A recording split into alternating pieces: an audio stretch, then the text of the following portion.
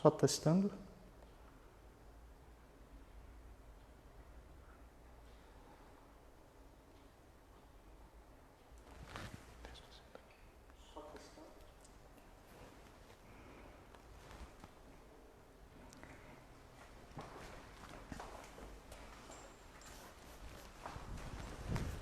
Boa tarde, bem-vindos à live do Museu Egípcio Rosa Cruz Tutancâmon.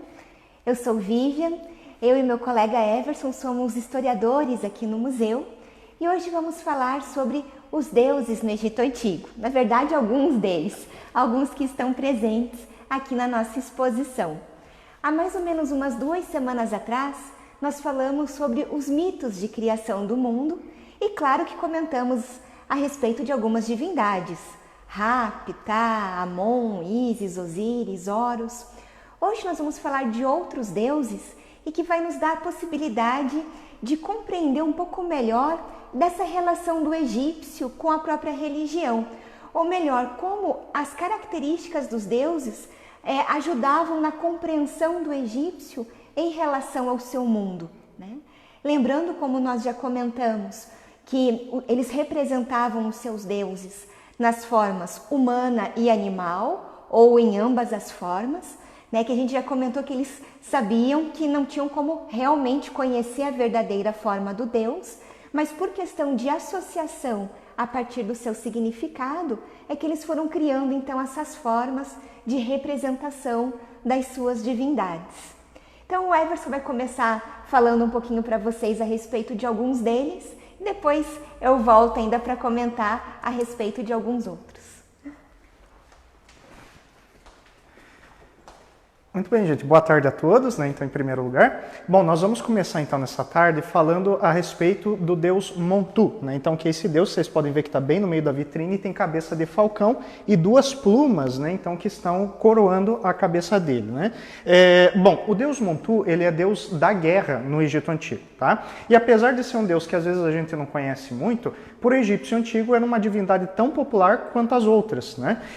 E bom, o que acontece? Com relação ao Montu, o seu culto ele começa a ser realmente elaborado, realmente destacado a partir do primeiro período intermediário para o Reino Médio, né? Então, a partir aí dos faraós Montuhotep, né? Então, ou seja, o primeiro período intermediário foi um período cheio de problemas para o egípcio antigo, né? Então, passado aquele período que era do Reino Antigo, em que as pirâmides foram construídas, as mastabas que nós já falamos também, né? Então, toda aquela riqueza, passado esse período, nós vamos ter um período cheio de problemas que é esse primeiro período intermediário. Portanto, para a reunificação, um deus relacionado à guerra, ele com certeza foi muito importante, né? Então, Montu, ele vai aparecer em 2 momentos, sendo destacado, primeiramente no nome dos faraós, como eu já mencionei para vocês, Montuhotep, né? Então, ou seja, Montu está satisfeito, né? Então, ao total houve 4 faraós com este mesmo nome, né? Então, sendo que Montuhotep I ainda é do primeiro período intermediário, e aí Montuhotep II nós temos finalmente a reunificação do Egito, fundando assim aquilo que nós chamamos de Reino Médio, tá? Então, esse segundo período de esplendor dos antigos egípcios, tá? Bom, o Montuhotep IV, né, então nós temos ele como o último dos Montuhotep, né? Então nós não sabemos exatamente quando que ele acaba caindo, né, quando que ele acaba saindo realmente do governo, mas já é um momento em que ele passa o poder para o faraó Amenemhat I, né? Então nós já vemos uma troca, né, então referente ao deus que está sendo cultuado, né, apesar de que Montu nunca vai ser esquecido pelos egípcios antigos, ele continua sendo cultuado, né? Porém, com a ascensão de Amenemhat, né, nós já temos aí uma troca do deus que vai ser o representante oficial da família imperial, né, da família real, né? Então, Amenemhat quer dizer Amon está à frente, né? Então, Amenemhat I acaba assumindo o lugar do último Montuhotep lá no Reino Médio, né? E bom, o Amenemhat ele acaba fundando então a 12ª dinastia, né? Então, que vai ser uma dinastia também tão poderosa quanto qualquer uma das outras que foi foram no período de esplendor, tá? Bom, Bom, com relação então a Montu, gente, né, o segundo momento em que ele aparece, né, então, além dos nomes, né, desses faraós, vai ser também na literatura egípcia, isso que é muito interessante, né? Então, dessa época, do 11ª dinastia para a 12ª dinastia, existe um conto, né, então o conto de Senherret, muitos de vocês devem conhecer, se já ouviram falar, como o conto de Sinué, né? Em que o Senherret, ele é um personagem egípcio, que nós não sabemos exatamente se ele existiu ou não, mas ele deriva, né, então o texto, esse conto, ele deriva justamente das autobiografias que a gente já tinha falado numa das lives passadas, né, e é um texto que ele acaba mostrando também um fundo de moralidade para o egípcio antigo. Esse texto também ele acabou sendo compilado durante quase 700 anos, o que mostra que Montu realmente não foi esquecido, porque ele aparece no texto, né, e o que acontece também? Esse texto, ele vai mostrar a importância de Montu referente a uma batalha, né? Então, a personagem principal, que é o Senherret, ele acaba fugindo do Egito por conta do assassinato do faraó Amenemhat I, né? E quando ele chega numa terra distante, né? Então, ou seja, na área dos asiáticos, que era chamada de Retenu, há um momento em que ele enfrenta o homem forte de Retenu, que é um inimigo, né? E ele derrota esse inimigo. Quando ele derrota, ele aclama a Montu, né? Então ele agradece a Montu por esta vitória, né? E é claro, ele está fora do Egito neste momento, né? Então é assim que na literatura o Montu ele acaba aparecendo, né? E vamos lembrar então uma literatura de quase 700 anos, muito bem conhecida dentro do meio dos escribas, né? O Montu também ele vai ser, além de ter essa conexão também com os faraós, né? Então essa questão mais militar, ele também vai ter 4 templos sendo dedicados a ele, né? Então, por exemplo, um em Todi, né? Vamos ter um em Arman, né? Que infelizmente foi destruído, vamos ter outro também em Mademut, né? E vamos ter um também em Karnak, né? Então nós falamos de Karnak na live passada, né? Então do lado norte do templo de Karnak, do templo de Amon, nós temos um recinto que é dedicado realmente para o deus Montu, né? Então onde ele vai ser, ele acaba sendo cultuado. Então você veja que ele não é esquecido pelos egípcios antigos, ele é um deus que sempre vai estar muito presente ali para para os cultos, inclusive em Karnak vai ser muito ativo também. Um outro elemento que nós podemos citar é também uma machadinha cerimonial que está atualmente no Museu de Luxor, né? Então lá no Egito. Essa machadinha cerimonial pertenceu ao faraó Amés I, né? Então, ou seja, fundador da 18ª dinastia do Reino Novo, né? E nessa machadinha há uma decoração em que Montu não aparece nessa forma que vemos aqui, ou seja, como um homem com a cabeça de falcão, mas ele aparece como um grifo, né? Então essa criatura mitológica, né? E acima então dessa imagem do grifo aparece justamente a frase amado de Montu, então Meri Montu, né? Então o amado desse deus, e logo acima, também dentro da machadinha, nós temos uma imagem canônica do faraó, então do Amés, né? Então segurando a cabeça do inimigo dele. Então você veja essa questão militar, né? Então para quem não conhece uma imagem canônica, né, é só lembrar daquelas imagens que ficam na frente da figura do Aket, né? Então dos pilones do templo, em que o faraó aparece realmente segurando a cabeça do inimigo, né? E desferindo, preparado para desferir um golpe contra a cabeça deste inimigo também, né? Então você veja a importância desse deus, que é puramente militar para o egípcio antigo, né? Sobre a questão da forma dele, né, nós estamos vendo que ele tem a cabeça de um falcão e o corpo de um homem, né? Então isso a Vivian já explicou num outro momento, essa questão do antropozoomorfismo, né? Então a mistura do homem com o animal, né? Então isso a gente vai ver aqui nessa live hoje também, como isso é bastante enfatizado pelos egípcios antigos. E ao mesmo tempo, nós vamos ver que a figura do falcão, do animal, não é somente, vamos dizer assim, para este deus, né? Como vocês sabem, Ra, o deus Sol, o deus criador de tudo, ele também possuía a forma de um falcão, né? Horus, que é o deus do trono, também possuía a forma de um falcão. E além disso, em uma das constelações do céu do norte, né, do Polo Norte Celeste, nós temos a constelação de Anu, né? E Anu, ele também é muito parecido com o Montu, né? Então, ou seja, tem a cabeça de um falcão, tem o corpo de um homem também, e dependendo do teto astronômico, né, então do local onde está feito o desenho, né, então onde está registrado, ou ele está arponeando, né, então jogando um arpão contra a constelação de Mesquetil, lembra aquela constelação mais importante que os faraós utilizavam para localizar o norte verdadeiro, né, então no céu, né? ou então ele está segurando a mesma constelação, né? Então é o caso aí, né, do primeiro caso, nós temos aí a constelação de, vamos dizer assim, de Anu, né, então em que está sendo, que está arponeando, aonde nós temos a informação na tumba de Senimut, do arquiteto real Senimut. E com relação a estar suportando, né, vamos dizer assim, a constelação de Mesquetil, nós vamos encontrar a informação então na tumba de Sete I. Tá? Bom, o outro deus que eu queria mencionar aqui com vocês, além de Montu, é também Sobek, né? Então Sobek, ele já é associado ao crocodilo, né? E ao mesmo tempo ele é associado, vamos dizer assim, ao poder faraônico, né? Apesar de que os faraós eles não vão se utilizar do nome de Sobek, né? Então para, digamos assim, se legitimar, assim como os Montuhotep fizeram, né? Apesar disso, existe uma rainha com o nome Sobek Neferu, né? Então, ou seja, a beleza de Sobek, né? Bom, e Sobek, gente, é justamente o deus relacionado ao crocodilo, porque os egípcios eles observavam muito a natureza e associavam a natureza a esse momento, a essa relação que acabava sendo produzida, né? Então, Sobek, ele é associado a esse crocodilo, por quê? O crocodilo, ele, em primeiro lugar, quando ele dá o bote, né? Então, ou seja, quando ele salta na água para capturar o seu alimento, para capturar a sua caça, né? E segundo, o movimento, então, de destruição que ele acabava fazendo no próprio rio, né? Então, para o egípcio antigo, foi muito fácil fazer essa conexão entre o animal e o poder faraônico também de destruição dos inimigos, né? Mas lembre-se, apesar disso, ainda assim, o nome, né, ele não vai ser, vamos dizer assim, associado, então, à figura do rei, né? E desde quando Sobek é conhecido? Desde o Reino Antigo, né? Então, diferente de Montu, Sobek ele é um deus também mais antigo, ele já aparece em textos mágicos, né? Então, ele também já vai aparecer em textos religiosos, né? E ele também não vai ser esquecido pelos egípcios antigos, apesar de que o seu período de maior proeminência também é no Reino Médio, né? Então, ou seja, os dois deuses, eles acabam assumindo esta proeminência, né?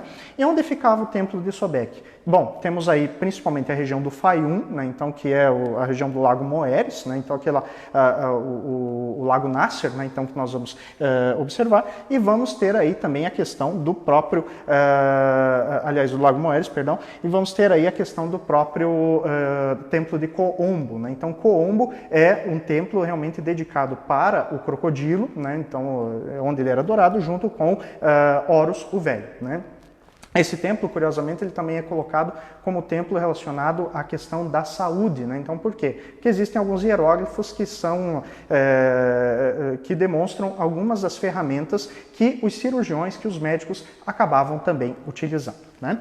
Bom, então o Sobek, gente, ele tem esse formato de crocodilo, mas também não é o único deus que tem o crocodilo sendo representado, né? Então nós vamos encontrar também outros deuses que têm o crocodilo sendo representados, né? Então, por exemplo, a deusa Taurete, que é uma deusa que tem o corpo de uma mulher grávida, né? Então ela tem também patas de leão, ela tem as costas como se fosse de crocodilo e o rosto de hipopótamo, né? E por que essa mistura desses animais em relação então a mulheres grávidas? Justamente por conta de que quando esses animais têm os seus filhotes, cuidam muito bem dos seus filhotes, né? Então está associado a este elemento natural, né? Agora, quando nós falamos, por exemplo, de Amit, que é uma deusa que tem os mesmos atributos, os mesmos animais, né? Nós não estamos mais falando dessa questão do cuidado, mas sim do potencial destrutivo, né? E onde que Amit aparece? Aparece no Livro dos Mortos, né? Então a partir do Reino Novo, né? E em que momento? Justamente ali no momento do julgamento da alma, na sala das duas verdades, em que há a balança e Amit é a responsável por devorar os corações daqueles que são impuros, né? Então, ou seja, temos aí esse aspecto, né? Então, destes animais sendo associados a essas duas deusas. Além disso, existem constelações também no céu egípcio antigo, em que este animal estará associado. Então, Isis de Tiamat, que eu também já tinha falado em outra live para vocês, Isis de Tiamat, ela tem o mesmo formato, ela tem o rosto de hipopótamo, ela tem patas de leoa, e as costas, ou tem um crocodilo inteiro, ou as costas são feitas com a parte do crocodilo, né? Então, ou seja, o crocodilo, mais uma vez, associado, então, a Isis de Tiamat, né? Então, Isis, festa do céu, que é uma constelação que também está no Polo Norte celeste, no Polo Norte boreal, né? E bom, tem outras divindades também que estão associadas aí a constelações, como Saki e Heku, né? Então, ou seja, essas duas constelações que também estavam presentes ali no Polo Norte Celeste. Então você veja como o crocodilo era importante também para a figura das divindades no Egito Antigo, né? O próprio Sobek, ele também acaba sendo mostrado em uma dessas constelações, ele é chamado aquele dos pés sossegados, né? Então, que é um dos epítetos também do deus Sobek, né? E aparece em uma constelação, né? Bom, o outro deus que eu gostaria de falar para vocês, vamos aqui partir para essa vitrine primeiramente, é o Thoth, né? Então, que vocês estão observando aqui, ó, né? Thoth, ele aparece nessa estátua e também na outra ali, ó, como uma ibis. Ibis é um pássaro que não é da nossa região, é um pássaro nativo ali da região do norte da África e também ali da região da Ásia Menor, né? E bom, a ibis, né, ela vai ser associada ao deus Thoth justamente por conta do formato do bico, que podem observar que é um bico que realmente tem um ângulo, né, então que faz referência para o egípcio antigo com a lua crescente, né? Então possivelmente é isso, né? Com relação então ao Thoth, vamos lembrar os seus significados dentro da mitologia egípcia para o egípcio antigo. Ele é um deus relacionado à escrita, ele é um deus relacionado à sabedoria, ele é um deus relacionado também ao próprio calendário do Egito Antigo, né?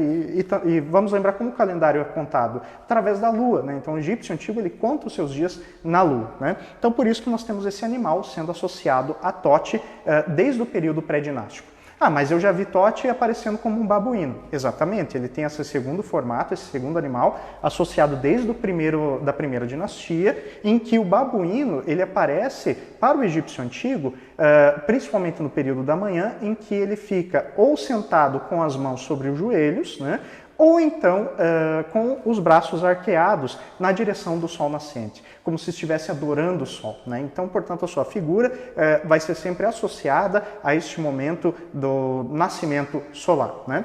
Thoth é o deus, portanto, que além do calendário e além de também representar a própria lua, né, tem essa divindade de caráter lunar, vai ensinar também os egípcios antigos a ler e a escrever, né? Então ele ensina os hieróglifos. Só que essa palavra hieróglifos, ela vem da onde? Vem do grego, né? Como que os egípcios chamavam a escrita hieroglífica? De Medu Neter. Por quê? Palavras do deus, né? Então, e palavras de quem? De Thoth, né? Então, ou seja, Thoth é quem realmente cria essa escrita e passa para os egípcios antigos, né? Vejam que Thoth, ele aparece também na mitologia, em primeiro lugar, fazendo com que existam 5 dias epagômenos. Também já falei disso em uma outra live, né? Então lembra que esses 5 dias epagômenos, né, são 5 primeiros dias do ano, em que Thoth consegue, através dos jogos, contra o deus Khonsu, que era aquele outro deus relacionado à lua também, né? E por que ele consegue essas 5 noites? Justamente porque Nut e Geb queriam ficar juntos, lembra do céu e da terra, né? Então é onde Thoth ajuda o casal e nessa ajuda que ele consegue as 5 noites após essas partidas de Senet, né? E aí, dessas partidas, né, dessas noites, é onde então Thoth ajuda nessa concepção dos 5 deuses, né? Então que vai ser o Horus o Velho, Osíris, Ísis, Néftis e Sete, né? Então que a Vivian também já contou essa mitologia para a gente, né? E Thoth também, gente, se vocês observarem nessa estátua, ele está, numa das mãos, está segurando um quadradinho com um olho de Horus, né? Então, ou seja, que representa então essa conexão que ele tem com Horus, porque Horus é um deus que sempre tentou conseguir o trono dele após a morte do pai, do Osíris, né? Então contra Sete, que era seu tio, né? E o Thoth sempre tentou advogar a favor de Horus, né? Então onde nós vamos ter então uma certa proteção do deus Thoth em relação ao deus Horus, né? Por fim, Thoth também vai aparecer no momento da sala do julgamento, né? Então, ou seja, ali onde nós temos os papiros no Reino Novo, né? Então, em que aparece a sala do julgamento, onde aparece Osíris, onde aparece a Amit também, que eu tinha falado para vocês, Thoth também vai aparecer e tentando, digamos assim, anotar as características do coração. E justamente talvez para ajudar o morto a passar por esse momento também, para chegar até o outro mundo, né? Então Thoth, ele aparece em diversos momentos, é um deus extremamente importante também para o egípcio antigo, né? E associado a ele também, né, então vamos dizer assim, Thoth, ele também é declarado no Reino Antigo como o inimigo daqueles que não falam a verdade, né? Então é por isso que nós temos aquela estátua associada a Maat, né? Então Maat, vamos lembrar, é o conceito de ordem, de justiça, de verdade para o egípcio antigo. Esse conceito está associado desde o céu, né? Então do céu noturno, que está, vamos dizer assim, sempre representado das mesmas formas durante a noite, ele sempre surge infalível, assim como o sol nasce também, né? Então isso é uma parte de Maat, assim como a inundação também veio, assim como o templo também está associado a essa cultura de se ter uma ordem dentro, né? Então de um espaço sagrado, e essa ordem não pode ser perturbada, né? Mas Maat não era apenas um conceito, era a própria deusa, que vocês estão vendo aqui, então, tanto pequenininha ali na frente do Tote, quanto também aqui sentada na sua estrutura, né? Na mitologia, Maat, ela aparece como sendo a divindade que surge praticamente junto com o Ra, né? E como assim surge praticamente junto com o Ra? Porque quando o Ra está criando o mundo, o que ele está criando também? Está criando a própria Maat, a própria ordem cósmica, né? Como as coisas deveriam ser, né? Então ela está presente dentro do mundo criado, né? E o que acontece? Maat, ela não pode vir a ser destruída, né? Então se ela é destruída, quem é que vai reinar neste caso, né? Nós vamos ter tanto a figura de Sete associada ao poder destrutivo, mas principalmente a Pep, né? Lembra a serpente, né? Então que destrói Maat, né? Então destrói o mundo também criado pelos deuses, né? Então Maat, ela não é apenas um conceito, ela também é essa divindade muito importante. Outra questão também aqui, se Maat é praticamente criada junto com Ra, né, da onde que ela surge, né, além de Ra ser o seu criador? Da própria montanha. Repare que nessa estátua aqui, ó, ela tem esse assento que tem o formato do quê? Do Aket, né? Então lembra do que nós trabalhamos na nossa live passada, né? Então que é esse hieróglifo que representa duas montanhas e da onde o sol nasce. E se o sol nasce, e portanto isso é um conceito de Maat também, logo Maat nasce junto, né? Então ela nasce junto com Ra. Por isso ela está representada aqui, logo acima do hieróglifo Aket, né? Então isso que é muito importante, tá? Maat também aparece, mais uma vez, nos papiros do Reino Novo, papiros funerários, no momento da sala do julgamento, né? Então, ou seja, ela é a deusa que é colocada num prato da balança, ou então a sua pena é emprestada para esse prato, aonde o coração da pessoa, que representa a sua consciência, as memórias, tudo que ela fez de bom ou de ruim, acaba sendo pesado, né? Então, nós temos esse momento em que Maat acaba aparecendo, né? E já que eu falei de Maat e eu mencionei que a inundação também fazia parte, né, então dessa questão da deusa, é importante da gente falar também de uma divindade chamada Api, né? Então eu gostaria que a gente voltasse aqui para essa primeira vitrine, que ele está representado aqui, ó, tanto ajoelhado, né, então essa estátua pequena, quanto essa aqui no canto, né? Api, ele é o deus que representa a própria inundação do rio Nilo, né? Então, ou seja, quando o rio tinha um momento vamos dizer assim, da sua inundação, né? Era Api quem se fazia manifestar, né? E na mitologia, Api, ele possuía um local para ficar, que são as cavernas das cataratas, que eram presididas pelo deus Khnum, o deus oleiro, né? Então, muitas vezes, Khnum aparece como um deus com cabeça de carneiro e modelando os seres humanos. Ele aparece, por exemplo, na mitologia de criação da deusa Hatshepsut, da rainha faraó Hatshepsut, perdão, também do faraó Amenhotep III, né? Então, ele acaba aparecendo, vamos dizer assim, nessas mitologias, né? Mas Api, portanto, ele acaba morando nessas cavernas que são presididas pelo deus Khnum, né? Então isso é muito importante também. Api, ele aparece como um ser antropomorfo, ou seja, em formato de homem, porém com seios fartos, femininos, né? E com uma barriga também grande, né? E os seios, eles vão representar o que para o egípcio antigo? Representam a fertilidade, enquanto a barriga representa a fartura, né? Então, e essa fertilidade, essa fartura estão relacionados diretamente com esse poder da inundação, né? Essa inundação quando ela vem de maneira boa, ou seja, quando o rio vai baixando, né? O que é que vai acontecendo? O alimento vai surgindo, né? Então, ou seja, o alimento não falta, porque Api provê, né? E é por isso que ele segura uma bandejinha nos dois casos. E nessa bandejinha nós temos o quê? Alimentos, né? Então, ou seja, alimentos que eram produzidos a partir da agricultura. Vamos identificar também que Api possui, vamos dizer assim, uma coroa onde surgem 3 papiros e mais linhas de água, né? Então esses papiros, essas linhas de água, elas representam um dos epítetos deste Deus. E que epítetos são esses? Ele é o Senhor dos pântanos, ele é o Senhor dos peixes e dos pássaros também dos pântanos, né? E portanto, quando nós temos papiros e água associada, significa justamente esse local pantanoso, do qual ele é Senhor, do qual ele acaba governando. Também vemos que ele tem um secto na mitologia, né? Então esse secto, ele é preenchido com deuses com cabeça de crocodilo e as suas, vamos dizer, as suas esposas, o seu harém, ele é constituído de várias divindades com cabeça de sapo. Ou seja, animais que viviam nessas regiões também, né? Então essa é a importância deste deus chamado Ap, né? Uma coisa muito incomum que todos esses deuses têm, né? E principalmente com a deusa Maat.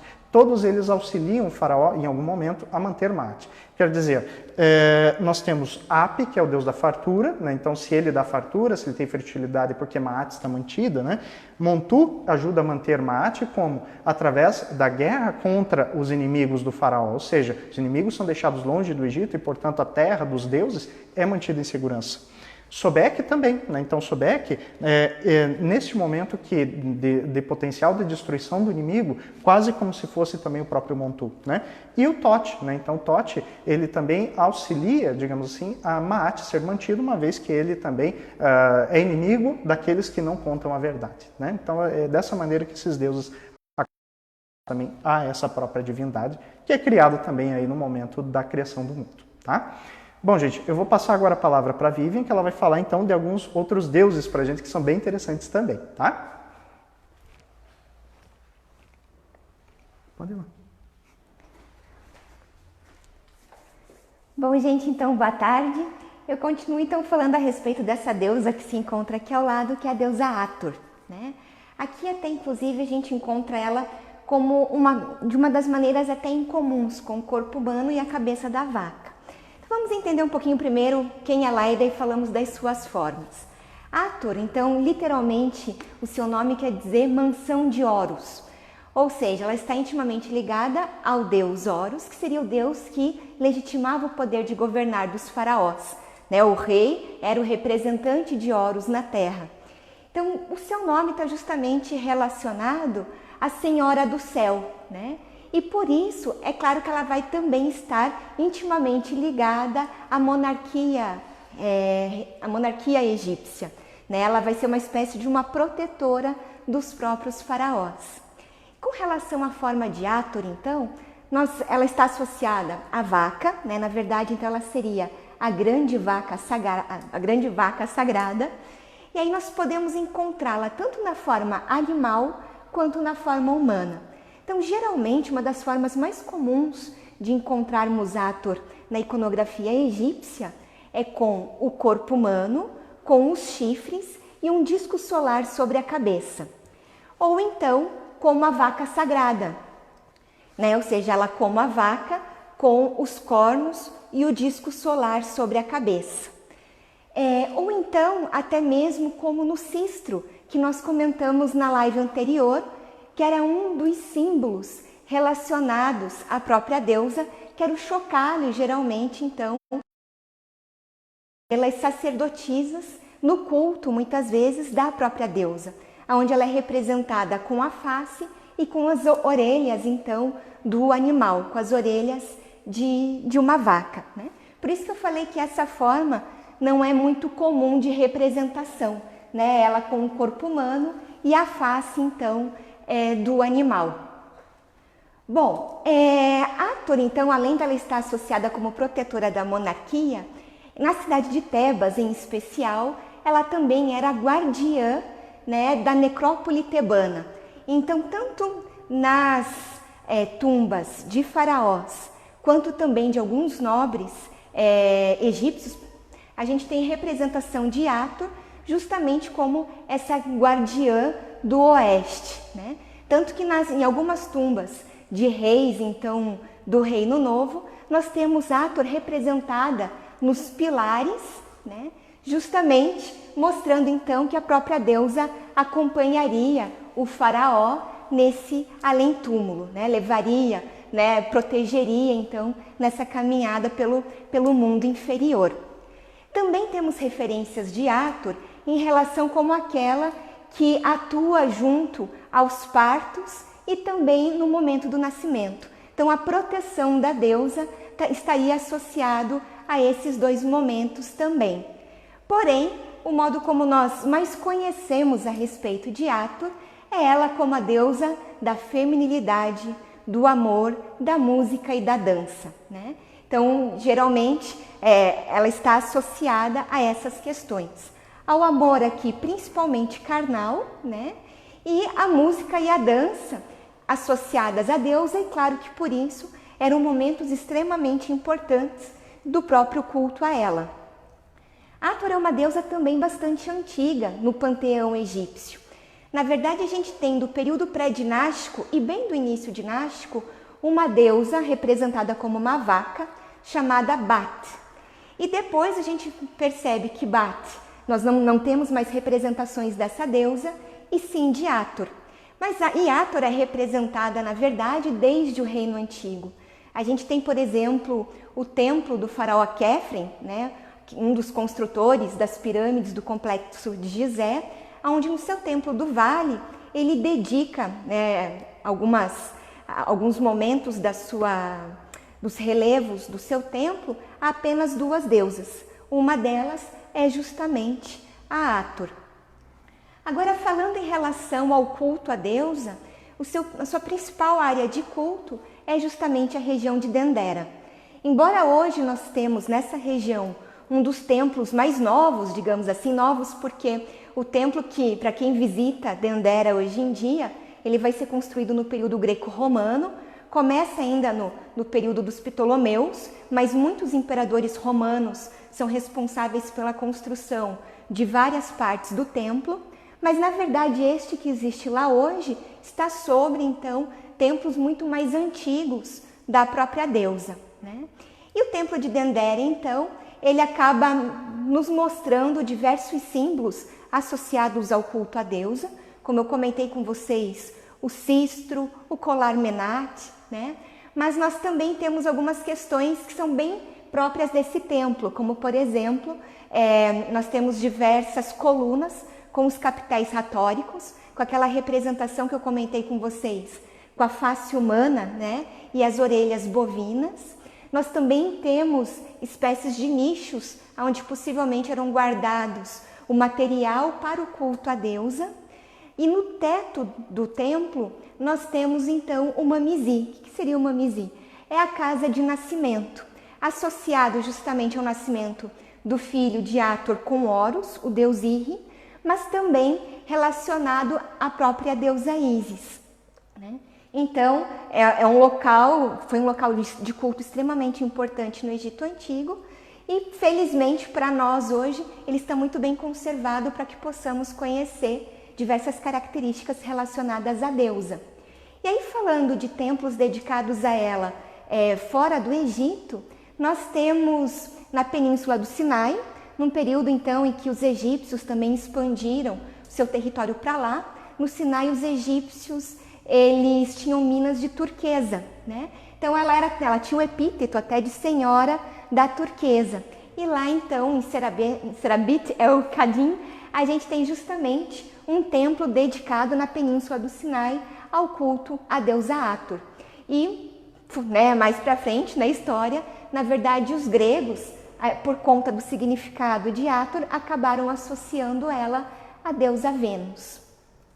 Bom, agora a gente vai passar um pouquinho aqui para a nossa outra vitrine, aonde podemos falar de uma outra deusa, para nós extremamente famosa, que é Bastet, né? A deusa gato, né? A deusa representada ou como uma gata ou com o corpo humano e a cabeça do animal. Agora, uma curiosidade para a gente é que inicialmente Bastet, ela era relacionada justamente à leoa. Essa característica que nós temos dela relacionada ao gato, para os 3.000 anos de história faraônica egípcia, ele é até um pouco recente. Afinal de contas, a deusa só vai ser associada à gata por volta de 1000 a.C. né? Até então, como eu comentei, ela estava associada à leoa.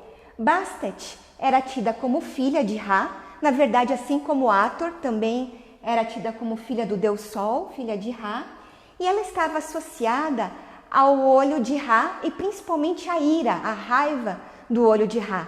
Então, até aí a gente consegue entender do porquê dessa associação com a leoa, né? Mais essa questão selvagem, e por isso que no reino antigo, a deusa, para os faraós, em alguns textos, ela está relacionada à questão da guerra, né? Presente junto ao rei nos momentos, então, da batalha. Então, dessa característica guerreira e da raiva que a própria deusa acaba simbolizando.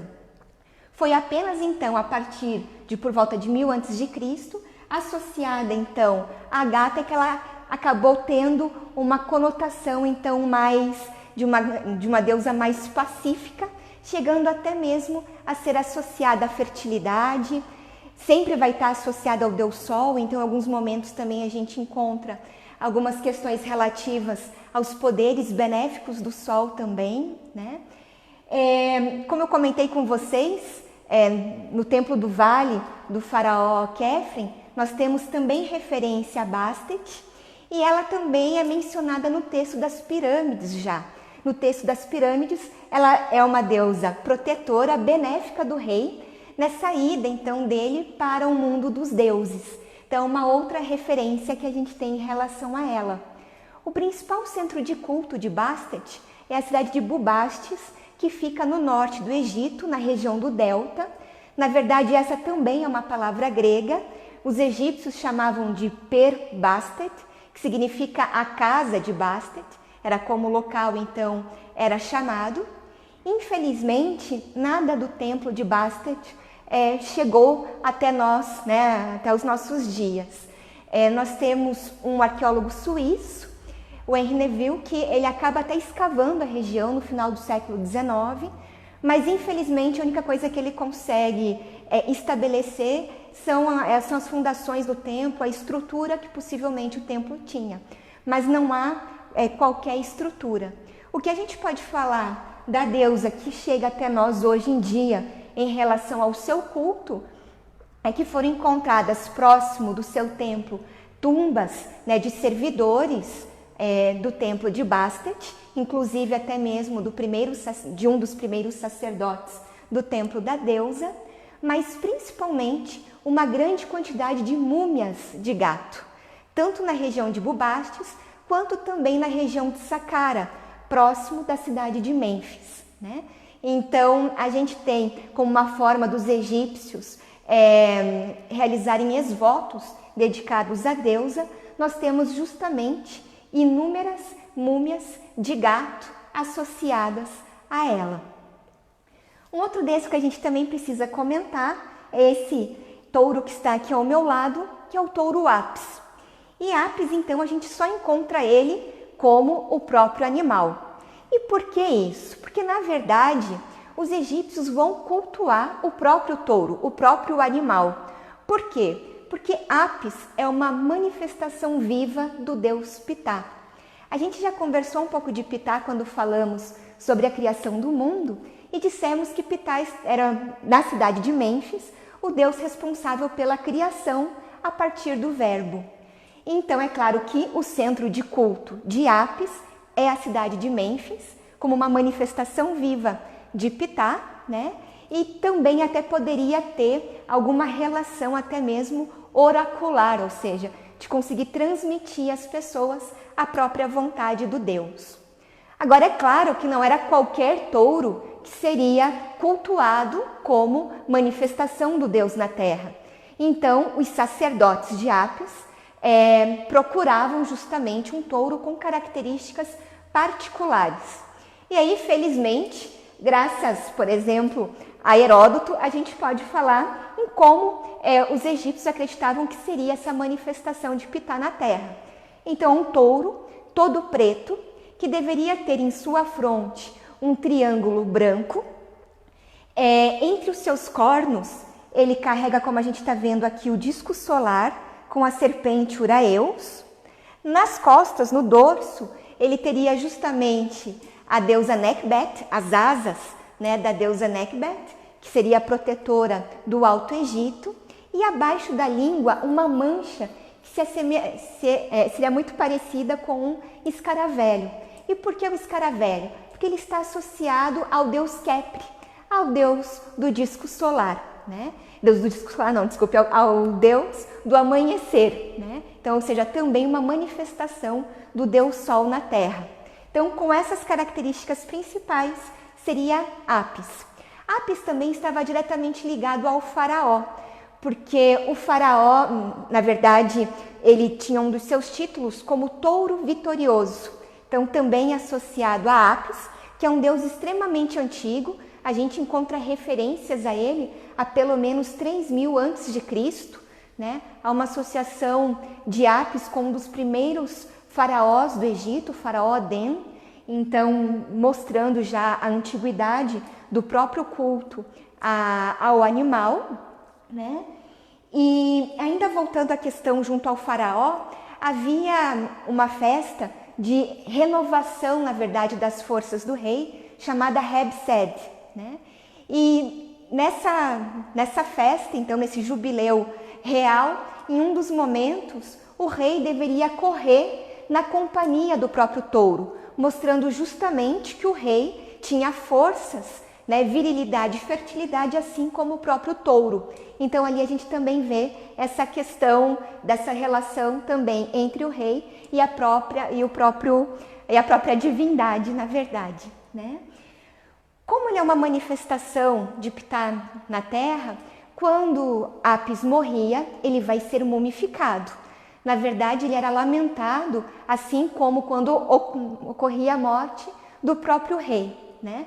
Então ele era embalsamado, e em Saqqara, que é uma das necrópolis da região de Mênfis, nós temos que lá o touro Apis, então, depois, né, da sua múmia finalizada, seria então enterrado.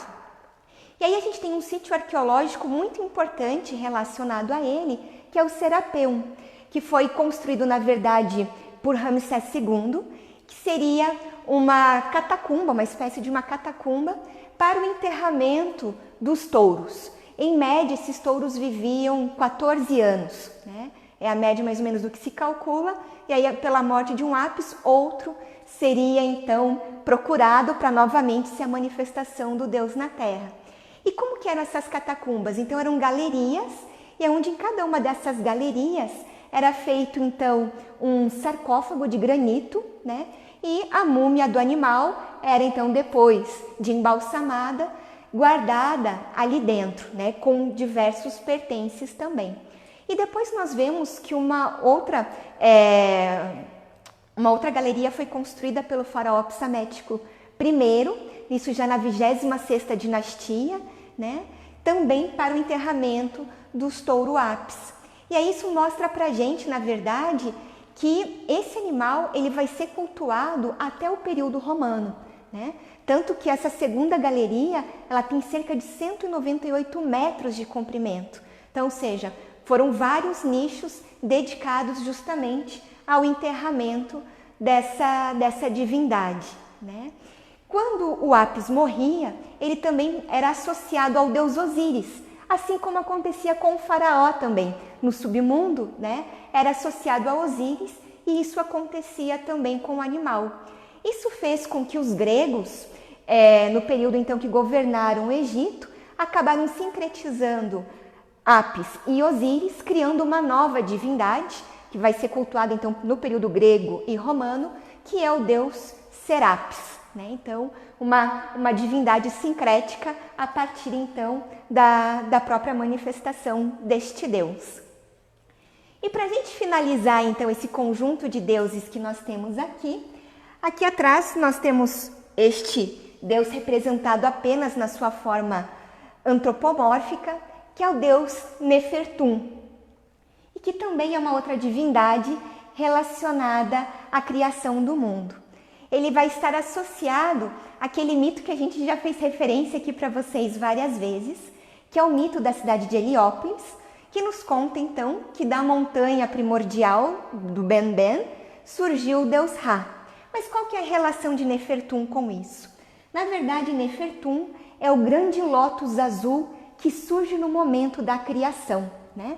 Então, a partir de algumas versões, o Deus Sol surge a partir desse lótus azul e a partir dele ascende, na verdade, aos céus. E como eu comentei, o próprio lótus, então, é Nefertum. O próprio nome dele quer dizer perfeito, perfeição, né? É a isso que está associado. Ele é geralmente representado, como eu falei, então, na forma humana, por isso que ele tem o lótus sobre a cabeça. Em cima também nós temos duas plumas, né? E nas laterais seriam dois colares menat, né? Dois símbolos também associados a deusa Hathor, como nós comentamos. Então, Nefertum, já que ele esse lótus, o grande lótus que surge no momento da criação do mundo, ele está ligado então ao momento de criação, recriação e rejuvenescimento. Esses seriam então os símbolos ou o significado associado ao Deus. Ele era tido como filho de Sekhmet. Sekhmet é outra deusa leoa relacionada à guerra, à destruição, né? E justamente por isso ele seria então filho de Ptah. Na verdade, a gente tem a tríade tebana formada por Ptah, Sekhmet e Nefertum, né? Os egípcios organizavam algumas divindades em tríades, assim como temos Ísis, Osíris e Horus, né? O Everson mesmo já comentou com vocês em relação à tríade da cidade de Tebas, que tínhamos Amon, Mut e Khonsu. Em Mênfis, então, teríamos a tríade, né? Ptah, Sekhmet e Nefertum. Nefertum, ele poderia também ser representado muitas vezes numa versão infantil, então como criança, sobre a flor de lótus, e também já por um momento de um período tardio da história egípcia, nós temos amuletos sendo feitos na forma do próprio Deus. Isso porque ele estaria então relacionado à boa-aventurança, à boa fortuna. Então, pessoal, esses foram algumas das divindades, então, que a nossa exposição ela proporciona que a gente possa apresentar para vocês. Com isso, a gente consegue conhecer um pouquinho mais a forma da concepção de mundo, da forma de pensar dos próprios egípcios. E, Everson, a gente tem alguma pergunta? Bom, nós temos algumas perguntas. Bom, então, respondendo a primeira pergunta, que é do pessoal lá da loja Rosa Cruz Recife, né? Então, um abraço para os membros, né? Então, que estão nos assistindo. Se há uma diferença entre os termos Neferu e deuses, né? Na verdade, não, né? Por quê? Neferu você realmente traduz como deuses, né? Aliás, perdão, é Necheru, tá? Então que a gente traduz. No caso, Nefer, né? Então é uma palavra egípcia e quer dizer bom ou bonito. Agora, Necher quer dizer Deus, né? E daí, Necheru, né? Aí sim nós vamos identificar a palavra deuses no plural daí, tá? A versão faz assim, vem aqui responder e eu vou te fazendo as perguntas, fica mais fácil. Bom, a segunda pergunta, daí acredito que você possa responder para o pessoal, com relação aos animais, a cabeça dos deuses ser associada aos animais. Quer responder essa? Por que acontece isso? Então, na verdade, nós sabemos que os egípcios eles não tinham a real ideia de como os seus deuses eram. Mas eles precisavam criar formas de representar esses deuses. Era importante para a realização do culto divino.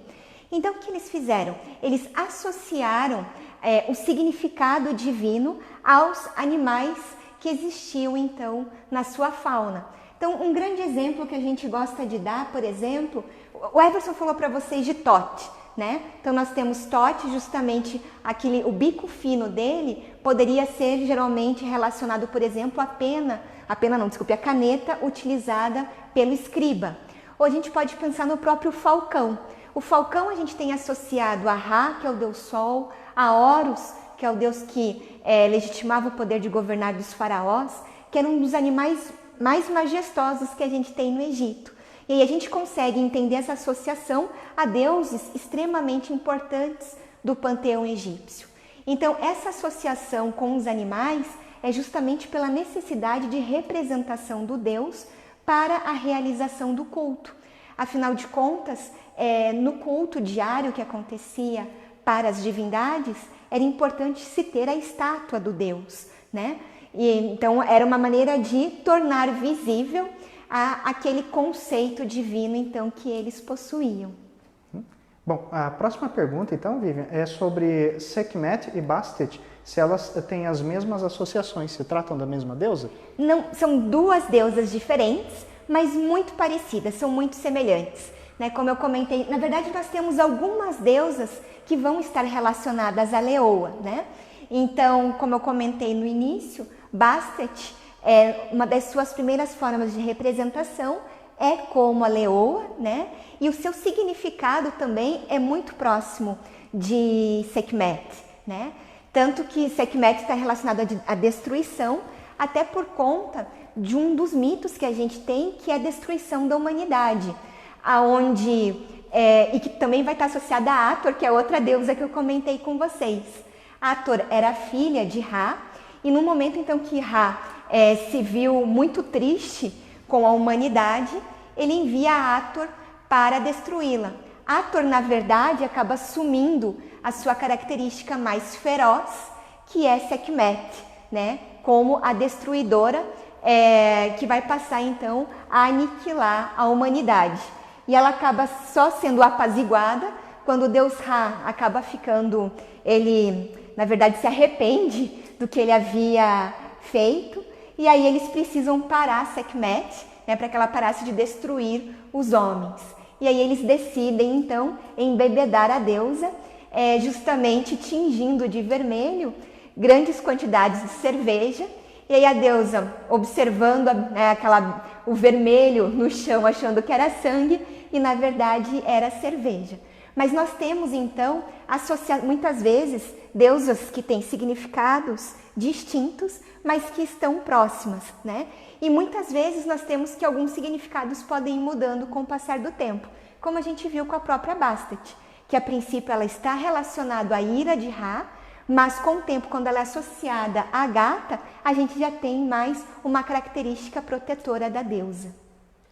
Bom, agora nós temos na verdade é um pedido do pessoal, né, com relação a essas divindades que nós mostramos aqui agora à tarde, que na verdade mostrar eles mais de perto, né? Então as estátuas, né, claro, a gente entende, elas são pequenas, né, mas isso que é interessante da gente ver, que nem tudo no Egito era feito de maneira grande, né? Então você tem realmente peças que são muito pequenas e peças que são de tamanho médio e porte realmente daí grande, né? Então acho que nós podemos mostrar, né, Vivi? Vamos somente tirar o celular, tá? E para mostrar essas estátuas, né, então de maneira mais aconchegante para vocês, tá? Bom, primeira divindade então que nós falamos, né, é justamente o Hapi, né? Então o Hapi, que repare então na bandeja que ele está segurando, a barriga, né, então os seios fartos, e também na cabeça dele observem justamente o pântano representado, que é a sua coroa, né? Então nós temos ali as linhas de água e os papiros, né? Os 3 papiros que surgem de cima da cabeça dele. Então lembra que ele é o senhor dos pântanos, né? Aí na lateral nós vamos identificar o Montu, né? Então reparem que ele está segurando um kopesh, que é essa espada curva, né? Então famoso dos egípcios. Muitos confundem o kopesh com uma cimitarra, mas não é uma cimitarra, é um kopesh, é como o egípcio antigo chamava. Cimitarra é uma arma posterior, né? E observem a cabeça de falcão também deste deus, né? Então nós falamos a respeito também do falcão, né?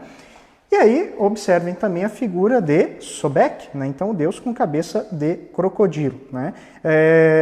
Essas estátuas que nós estamos mostrando para vocês também, elas são originalmente feitas em bronze, né? Então a maioria delas data do período de um dos últimos períodos, período tardio, terceiro período intermediário, né?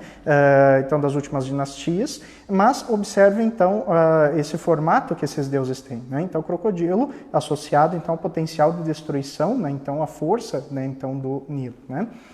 Aí a deusa Maat, né, então teve uma pergunta, né, se Maat era uma deusa. Lembre-se, Maat para o egípcio antigo é tanto um conceito quanto uma deusa, tá? Então essa é a deusa que nós estávamos falando hoje, né? Então sobre o conceito nós falamos muito sobre a constituição do templo, falamos muito sobre a constituição das pirâmides do céu, falamos da inundação, né? Então é assim que Maat se representa no conceito do dia a dia, mas como deusa, né, então ela era representada desta maneira, né? E lembre-se que ela tinha um pequeno santuário, ela não tinha um templo completo para ela, mas sim um santuário que ficava dentro do templo de Montu, né? Então lembra aquela associação entre as divindades, né? Reparei a pena dela também, essa pena que ela acabava emprestando no momento do julgamento, né?